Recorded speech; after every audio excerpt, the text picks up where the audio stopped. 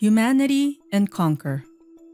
Human history is built on stories of conquest, of land, of wealth, of hearts, and even of the self.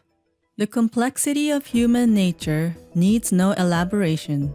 This book doesn't attempt to analyze it in full, but it will guide you through the ever-changing, layered world inside the human mind, helping you understand the real meaning behind human nature and the urge to conquer. At its core, the desire to conquer is a desire to feel significant. The longing for control and the drive to overcome obstacles push humanity toward great achievements, yet they also ignite conflict and distortion. And when we talk about human nature, we can't ignore one truth. People are creatures of emotion. We may chase rationality, but every choice we make is tied to emotion.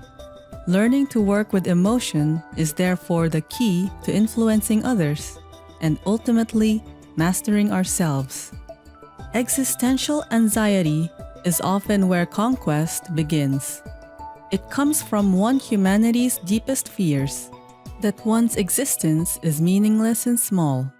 By asserting will, reshaping environments, or proving capability, people reinforce their sense of value and the boundaries of their power. Brief but powerful moments of "I am in control." Real conquerors understand how to use this vulnerability as leverage. The key to conquest usually lies in identifying and using another's weak points. These might be material shortages, psychological fears, fear of loss, fear of the unknown, cognitive blind spots, bias, ignorance, or structural flaws. Effective conquest is rarely brute force. It's about applying precise pressure on the right point and magnifying its effect. But this book also emphasizes that conquering the outside world always comes with limits, physical, moral, or both, and often leads to backlash. The highest form of conquest is therefore self-conquest, managing your impulses, greed, anger, laziness, facing your internal fears, and building a strong inner order and sense of purpose. This is the real source of lasting strength and calm, and the only way to prevent outward conquest from collapsing into self-destruction. There are two major paths: forcing others to submit, fear-driven, or earning their recognition, value-driven. The first works faster, but is fragile and expensive to maintain. The second is slower, but far more stable, fostering cooperation and creativity.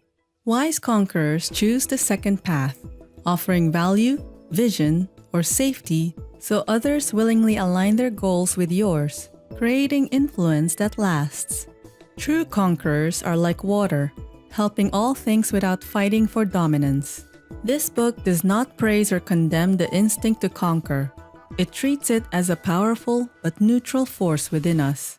Together, we explore how to understand it, guide it, and elevate it, recognizing its roots in existential anxiety, learning to use vulnerability wisely, shifting the focus towards self-mastery, pursuing influence built on recognition, and staying alert to the destructive side of conquest.